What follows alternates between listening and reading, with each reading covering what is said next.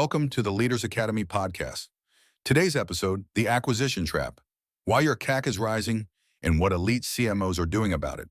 CAC has tripled across digital channels in 5 years, yet most marketing teams are still bidding against each other on the same Meta and Google inventory.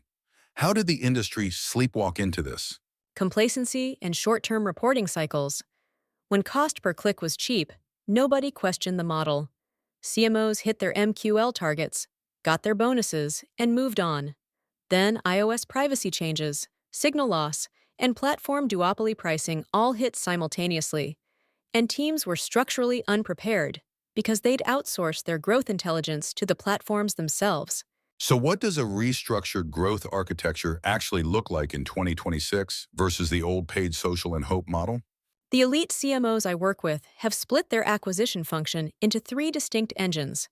First, owned data infrastructure, building first-party identity graphs so you're not renting audience intelligence from Google.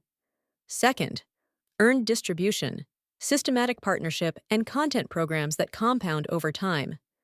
Third, a much leaner paid layer that amplifies what's already working rather than doing the heavy lifting from scratch.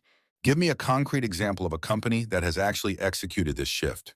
Duolingo is the clearest case. They aggressively invested in organic social and community mechanics from 2023 onward, and by 2026, their paid acquisition budget, as a percentage of revenue, is roughly half the industry benchmark for consumer apps. Their CAC is around $40 in a category where competitors are paying $90+. The brand character they built organically did the targeting work that Meta ads used to do. What about B2B? Because a lot of CMOs listening to this are selling enterprise software, not language apps. The principle is identical, the tactics differ. Rippling is a good B2B example.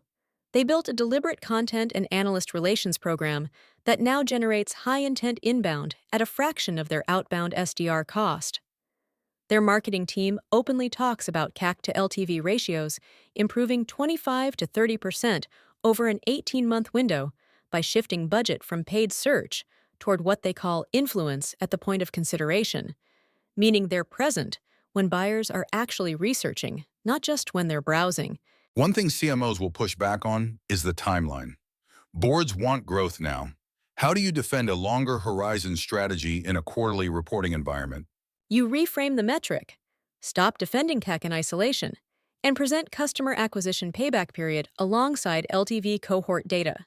When you show a board that your paid-only cohorts break even in 14 months, but your community-sourced cohorts break even in 5, the conversation changes immediately.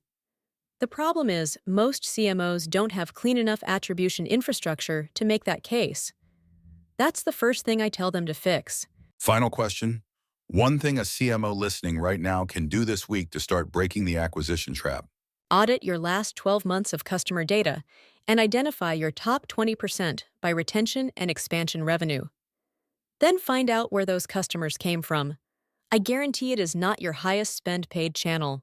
To go further, Leaders Academy offers strategic training programs, diagnostic tools, and an executive self-assessment designed for CMOs, CDOs, CFOs, and leaders aiming for board-level performance. Explore everything at mba-training.com. Thank you for listening to the Leaders Academy podcast. See you tomorrow for another episode.